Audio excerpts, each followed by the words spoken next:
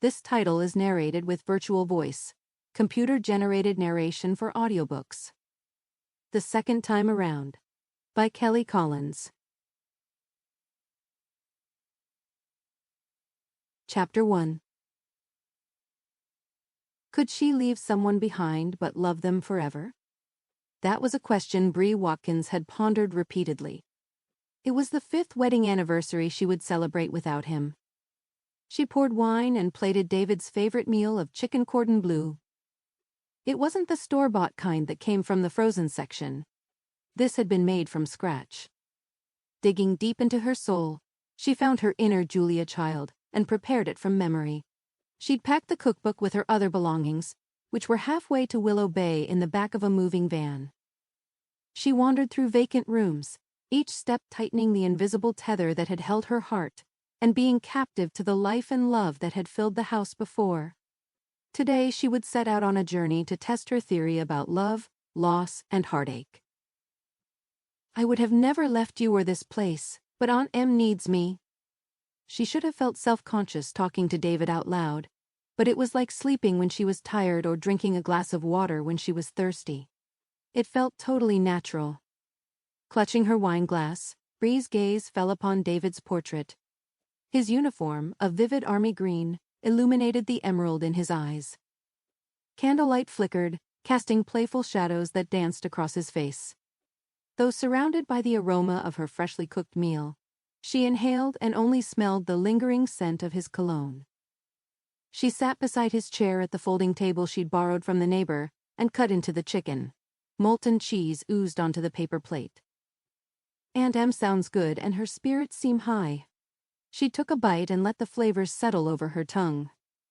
The ham's saltiness and the cheese's richness should have blended perfectly, but the flavors fell flat. This year, everything felt and tasted differently.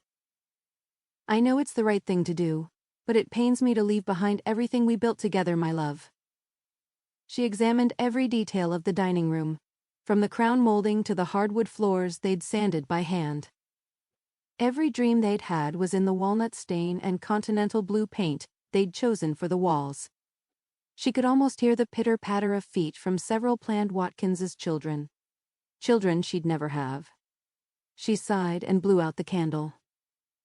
Her friends and family thought she was crazy, having these anniversary dinners after David passed away. But these moments made her feel closer to him. But it was time to face reality. He wasn't in the cordon bleu or the wine. He wasn't in the dining room, the paint, or the floors. He'd been gone for years and wasn't coming back. Though she'd tried to hold on to him forever, it was like he was pushing her away and telling her to live her life. As much as she wanted to fight him, she knew he was right. The time had come to try to live again. David had always told her, life belongs to the living. If you are alive, you have a responsibility to live. He made his philosophy sound so simple. It was since he wasn't the one left to piece together a life without him. Emptying her plate into the trash can, she picked up his picture and hugged it to her chest. It was almost as if she could feel his arms around her. He would always remain in her heart, but it was time to let the past go. After tidying the area, she returned the table and chairs to the accommodating neighbor and packed the last of her belongings. She took one last look around before emptying the trash, locking up the house, and walking to her car, where she tucked the frame into the open box inside the trunk. After blowing him a kiss, she shut the trunk and climbed behind the wheel. Taking her phone from her purse, she dialed Aunt Em, who picked up on the first ring. Are you on your way? For a woman who was supposed to be sick, Aunt Em sounded pretty lively. I am. Shh, Aunt Em loudly hushed her friends. She's on her way. Bree could hear their muffled voices in the background.